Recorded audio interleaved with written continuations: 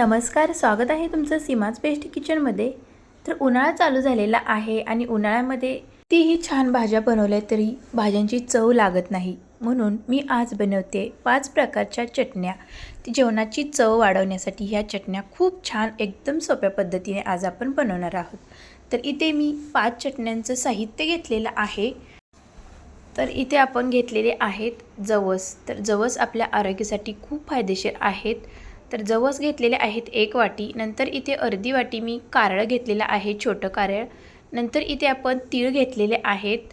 नंतर इथे शेंगदाणे घेतलेले आहेत आणि इथे मी सुकं खोबरं घेतलेले आहे।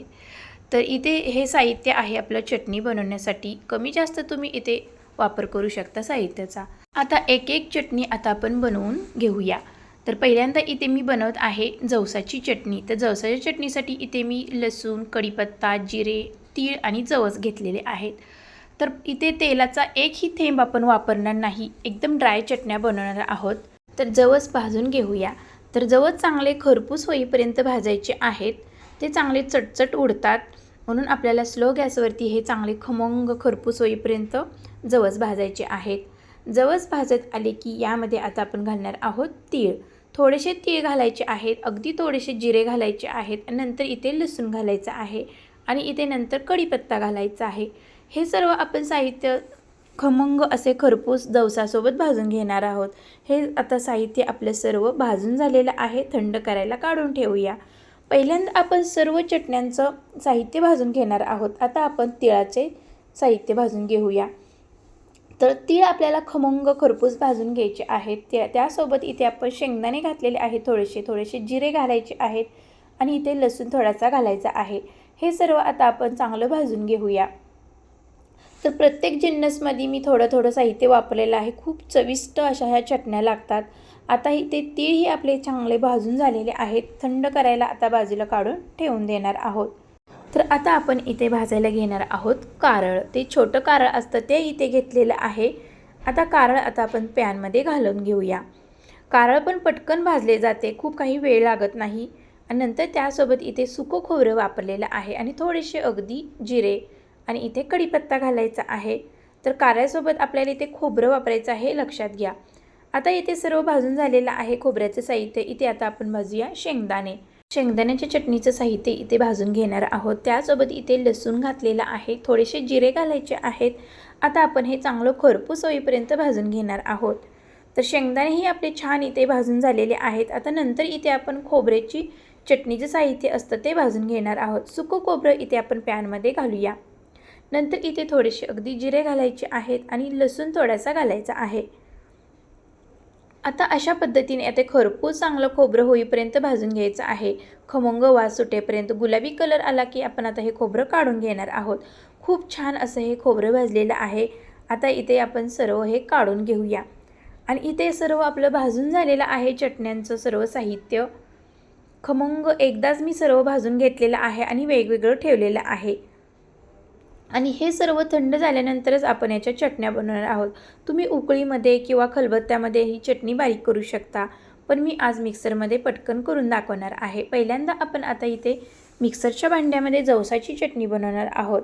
तर जवसाचं सर्व साहित्य इथे घातलेलं आहे। आता आपण इथे फक्त चटणी घालणार आहोत। ती लाल तिखट असतं ते घालायचं आहे, लाल मिरची पावडर। नंतर इथे चवीपुरते मीठ घालायचे आहे आणि नंतर इथे थोडासा हिंग घालायचा आहे, कारण की मी प्रत्येक चटणीमध्ये हिंग वापरणार आहे। हिंग वापरल्यामुळे चटणी भरपूर दिवस टिकते आणि चविष्ट पण लागते। तर इथे आपली खमंग अशी जवसाची चटणी बारीक करून झालेली आहे। आता एका आपण वाटीमध्ये काढून घेऊया। तर ही जवसाची चटणी थोडीशी भरडसर जाडसर ठेवायची, म्हणजे ती खूप छान खात्यावेळी लागते। तर अशा पद्धतीने इथे वाटी भरून मस्त अशी खमंग जवसाची चटणी तयार झालेली आहे आपली। तर आता ही चटणी बाजूला ठेवून देऊया। आता दुसरी चटणी आता आपण बारीक करून घेऊया। तर आता इथे आपण बारीक करणार आहोत तिळाची चटणी। तर तिळाचं सर्व साहित्य इथे घातलेलं आहे। नंतर इथे चवीपुरतं मीठ आणि लाल मिरची पावडर आणि अगदी थोडासा हिंग घालायचा आहे। हे आता आपण मिक्सरला थोडंसं रवाळ पद्धतीने वाटून घेऊया। जास्त पण बारीक करायचं नाही, नाहीतर जास्त बारीक जर केली चटणी तर तेल सुटू शकते। म्हणून इथे आपण जाडसर अशी पल्स मोडवरती या चटण्या फिरवून घ्यायच्या आहेत। तर इथे आपली खमंग अशी तिळाची पण चटणी तयार झालेली आहे। तिळाचा वापर आपल्या आरोग्यासाठी खूप चांगला असतो, हाडे मजबूत राहतात, म्हणून तिळाची चटणी आवर्जून खावी। तर इथे आपली तिळाची चटणी तयार झालेली आहे। नंतर इथे आपण कारळ्याची चटणी बारीक करून घेणार आहोत। लाल मिरची पावडर, चवीपुरते मीठ आणि अगदी थोडासा हिंग घालूया। आणि ही पण कारळ्याची चटणी आपल्याला रवाळ एकदम वाटून घ्यायची आहे, जास्त बारीक करायची नाही। तर खमंग अशी ही आपली कारळ्याची चटणी तयार झालेली आहे। खूप छान असा सुगंध सुटत आहे या चटण्यांचा। आणि इथे आपण तेल वापरलेले नाही, त्यामुळे ह्या चटण्या ड्राय केलेल्या आहेत आणि भरपूर दिवस टिकतात। 1 ते 2 महिने ह्या चटण्या टिकू शकतात। तर इथे आपली कारळ्याची पण चटणी तयार झालेली आहे। आता वाटी भरून अशी ही चटणी काढून घेऊया। नंतर आपण बनवणार आहोत खोबऱ्याची चटणी। तर खोबऱ्याचं सर्व साहित्य मिक्सरच्या भांड्यामध्ये घातलेलं आहे। लाल मिरची पावडर घालायची आहे। नंतर इथे आपण चवीपुरतं मीठ आणि अगदी थोडासा हिंग घालायचा आहे। आणि ही पण चटणी आपल्याला थोडीशी रवाळ वाटून घ्यायची आहे।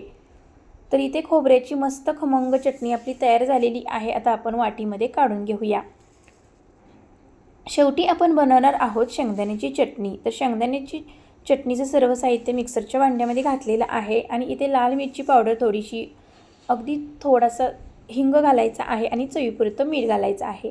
हे सर्व आपण आता पल्स मोडवरती फिरवून घेणार आहोत। एकदम जाडसर अशी चटणी वाटायची आहे शेंगदाण्याची, तेव्हाच ही चविष्ट अशी शेंगदाण्याची चटणी लागते।